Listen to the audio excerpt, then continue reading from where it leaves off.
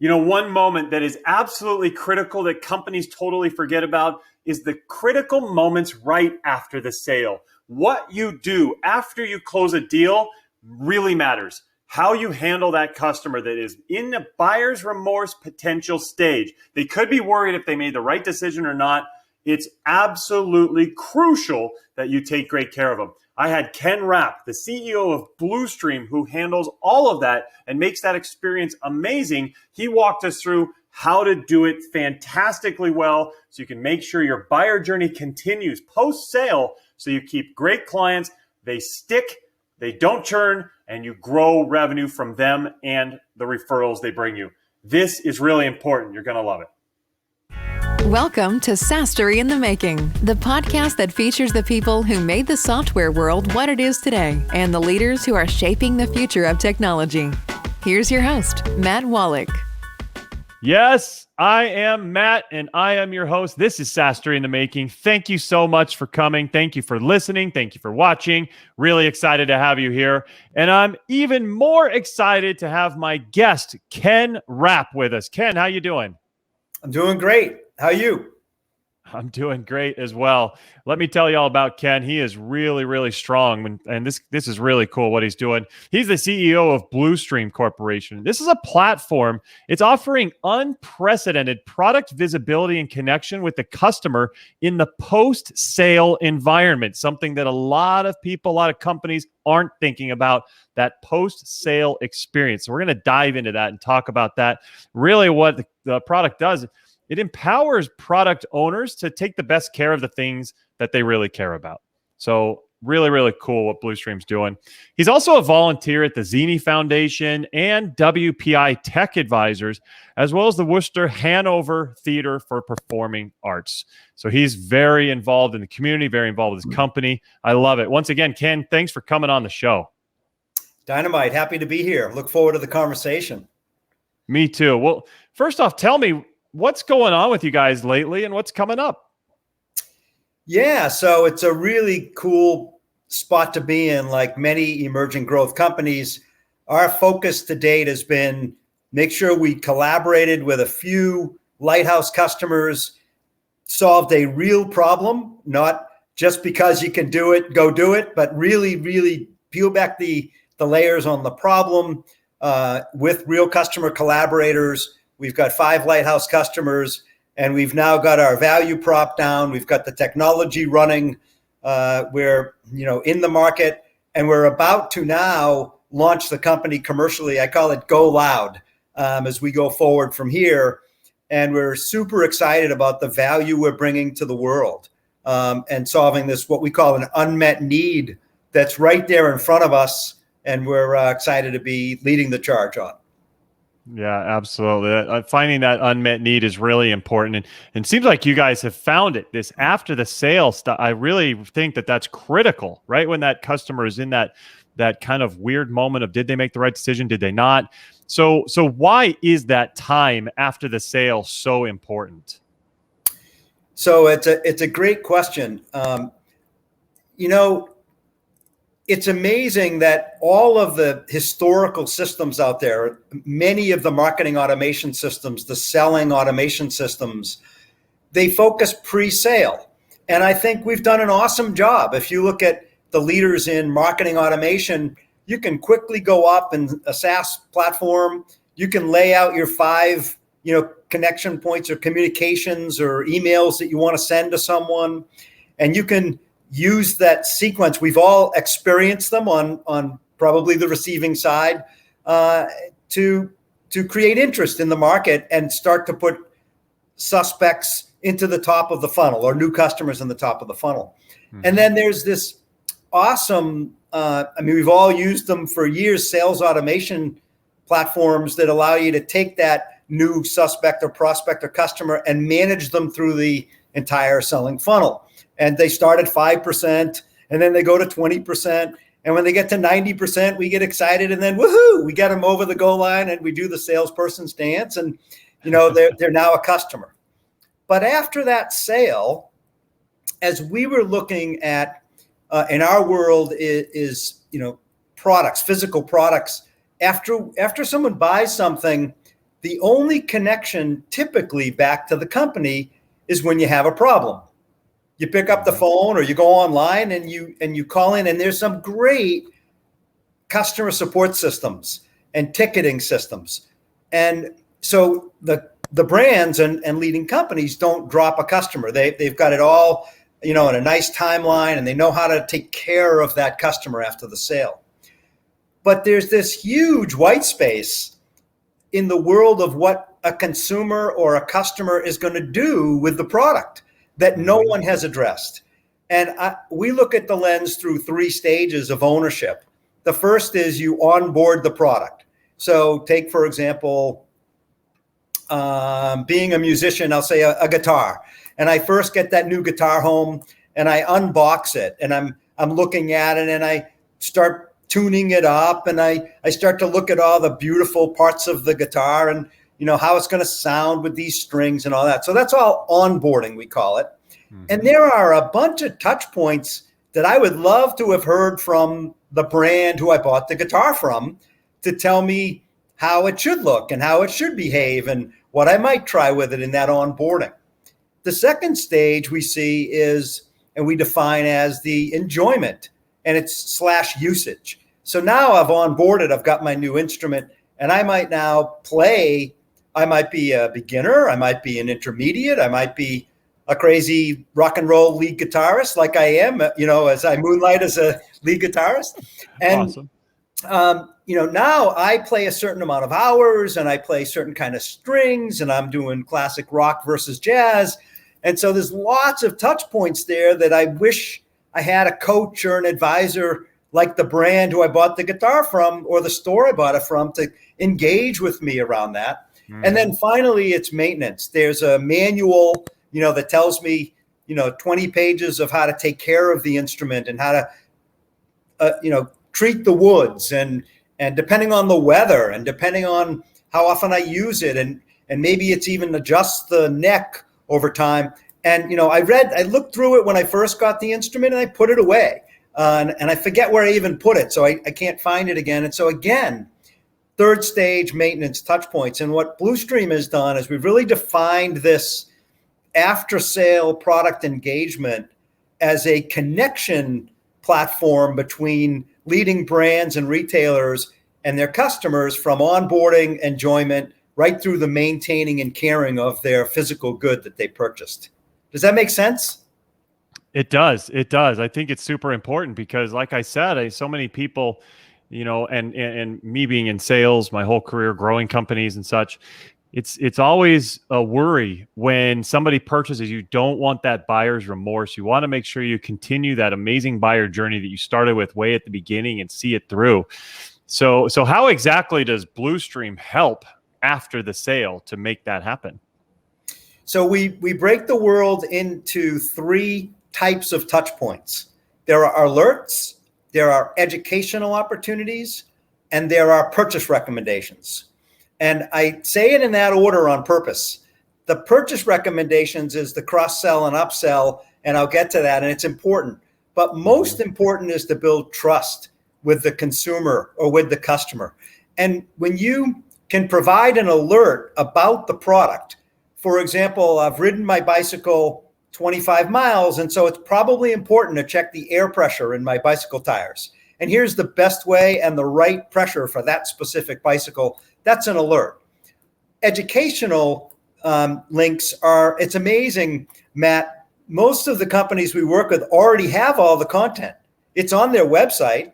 It's the consumer or the customer has to find it, has to decide it's time to find it, rather than what we do is say, okay, if it's 25 miles later, connect the link on my website about how to adjust the brakes and fill the tires and that specific bicycle, link it right to your consumer at 25 miles. Simply by asking a question in the first week or two to the consumer, hey, how did you ride 5 miles this week? Or have you ridden 10 miles this week? And then letting the AI in the cloud take care of that engagement, that would be relevant. And we call that a retention. The whole first phase of alerts and education are retention part of the platform. The value is you're creating huge loyalty and trust by helping your consumer have a great experience. So then the third area is purchasing. Now, after 100 miles, maybe you do want to buy some, a toolkit that would help you adjust the brakes so that they're not quite as stiff as maybe they feel, or maybe to, have the right kinds of new pedals that you want to put on if you're riding 200 miles, in a certain period of time, or clothing or any other kinds of accessories and cross-sell, upsell opportunity.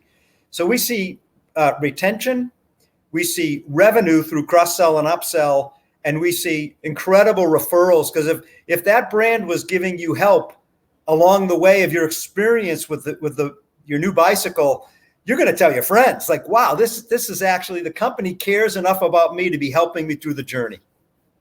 I absolutely love it, because we coach our clients. We work with founders around the world, software leaders, to be caring, to not just sell, but to actually be a helper and guide and consult. And if you get that kind of relationship up front in the sales process, absolutely, it should be continued. You shouldn't just forget it. It shouldn't just be, we did that to make the sale. It should be, you care about helping people. And if you really care about helping them and solving their needs, then this sounds like a great way to continue that, even past, like you said, getting them over the line and past the close, to now that you have that, working relationship, they should be continuing to get that kind of service. Sounds like you guys are delivering that. That's incredible. Yeah. And what's amazing to me is we spend so much money as businesses on sales and marketing. And a lot of that money is selling and marketing to the same people who are already our customers. Mm-hmm. And yet, I have a comment on the pre-sale environment. I actually think it's been commoditized through online buying. If I want to go buy a bicycle or a guitar or a lawnmower or a new pet, I go online and I type in the name and I'll get over 1 million hits. How on earth can these wonderful brands and great companies compete when you can go online? Your consumer or customer goes online and they can type in a word and get a million alternatives. That's hard to compete in that commoditized world. So we really believe that the new frontier to bring value to your customers after the sale. And, we see significant retention rates.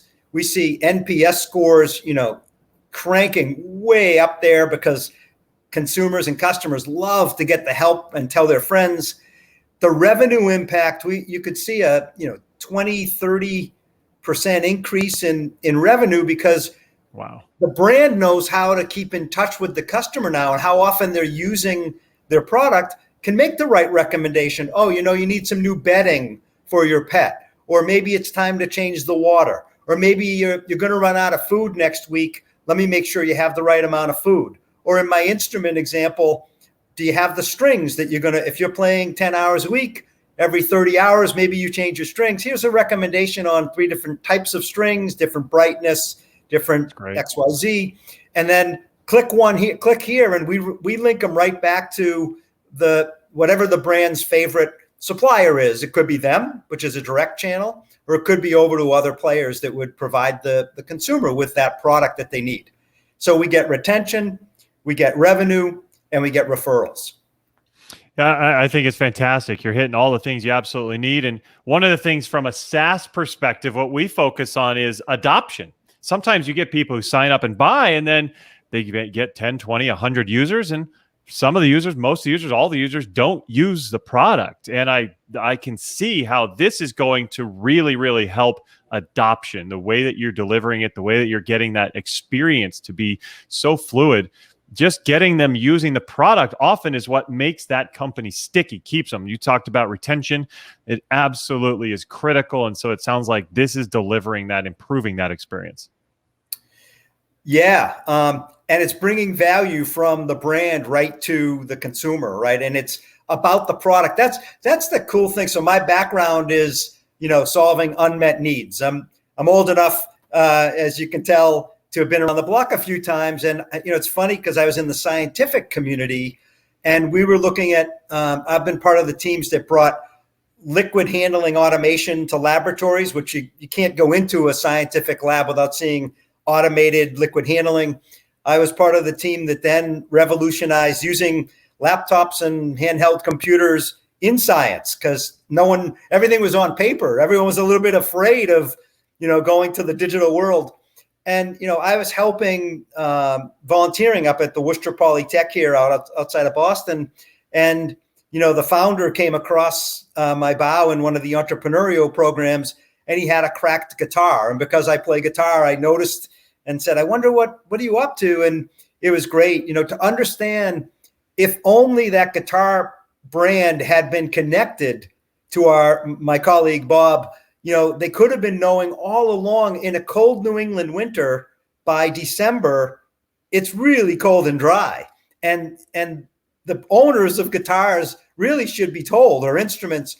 So using the weather, using time to trigger touch points, using inquiries to the consumer or the customer to trigger touch points, that's what we're all about, making it really easy for leading brands to be able to build their own touch point profiles and then let them run in our cloud. And, you mentioned SaaS, and the reason we're so excited about the commercial launch now of the company, from being sort of inside the garage with the lights going and lots of noise to like really bringing ourselves out into the street, is SaaS enables us to go fast.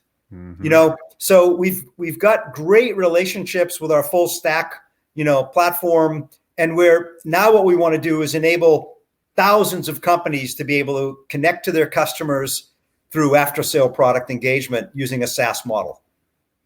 Beautiful. SaaS, obviously, believe it. If you're listening to this, you probably already believe in SaaS. So I'm so pleased that that's what you guys are doing. But what I really want to know is, how does a guy go from science and medicine to be a SaaS CEO? That sounds like an amazing journey. I've got to hear it, Ken. So it begins with, I tried the idea of like slowing down and advising and retiring, and it didn't suit me. And it didn't suit my wife either. She wanted me, go back to doing something. So, but really I grew up in the scientific community and learned, from surrounding myself with great people, more experienced than me, that if you really solve a problem, not just go build technology because you can, but get very intimate with some customers, it's so rewarding to build entire market categories that were unmet needs. And so I'm really an unmet needs kind of guy. And, this really, to me, appears to be a massive white space and unmet need for after sale engagement between household brands and your favorite products that you've purchased. Yet today, like I said, you could go online and type them in and you're going to get 1 million hits.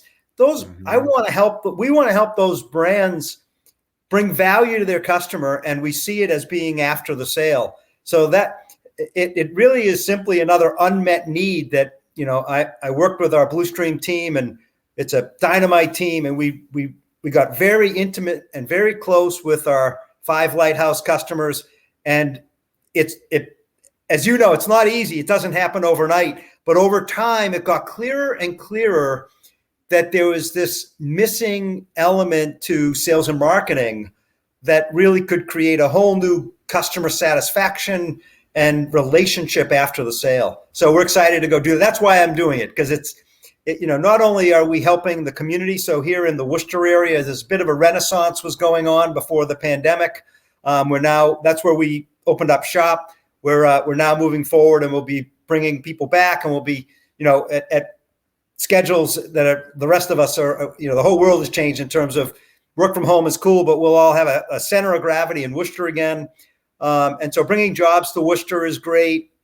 Helping the community is great. And then really solving an unmet need and building a category, that's cool. So that's why I'm doing it. I can see you love it. What do you think it makes you most passionate about what you guys are doing, what you're delivering, and working with your team? Yeah, it's the idea that we're solving a real problem, and the culture that we're building. That, to me, it's all about a culture.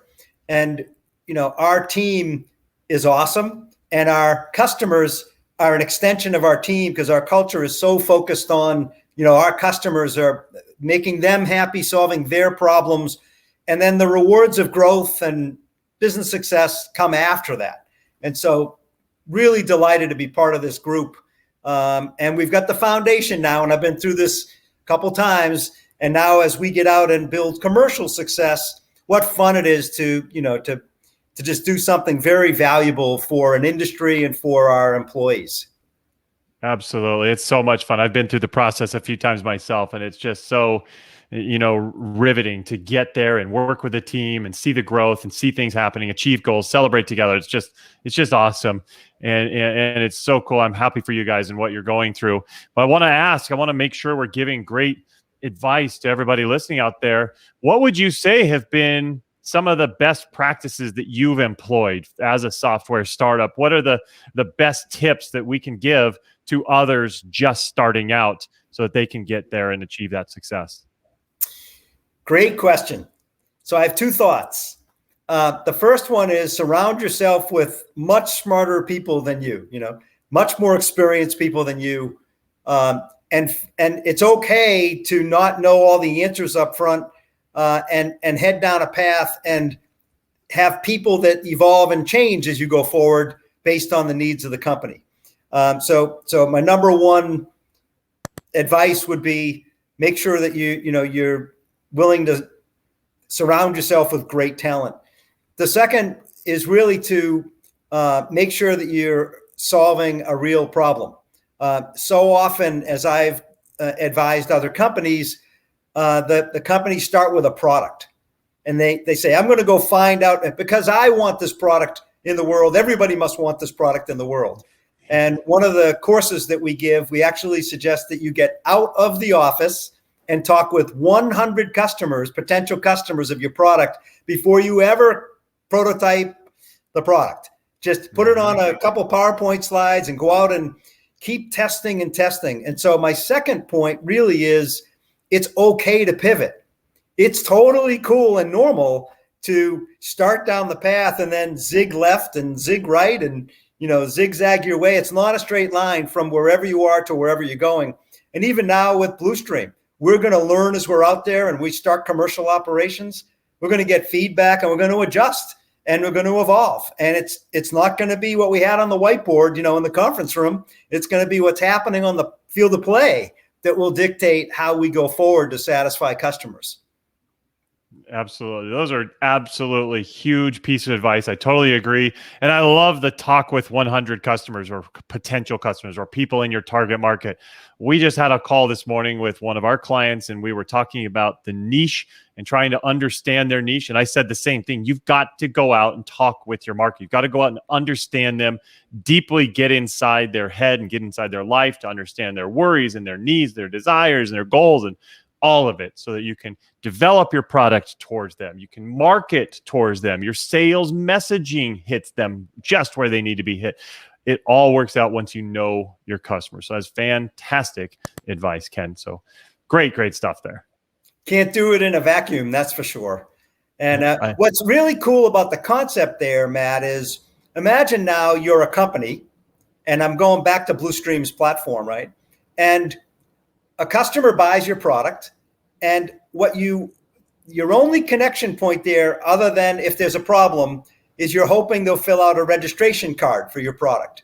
And from the people I talk to, it's less than 15% of the industry ever fills out one of those cards.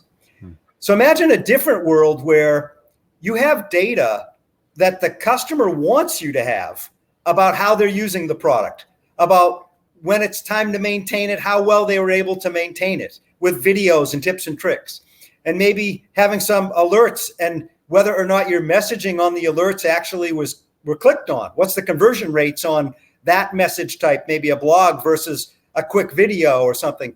Imagine all the data you could have about your products being used in the wild. Now bring that back to your R&D, bring that back to your product development cycles. So not only does sales and marketing gain the benefit and the business gains the benefit, but product strategy now has a rich set of data to pivot and adjust their go-forward plans from real customers that does not exist today. We're ingesting about 1 million data points an hour, and we're making decisions in the cloud and supporting about 100,000, we call them connected products today out in the world.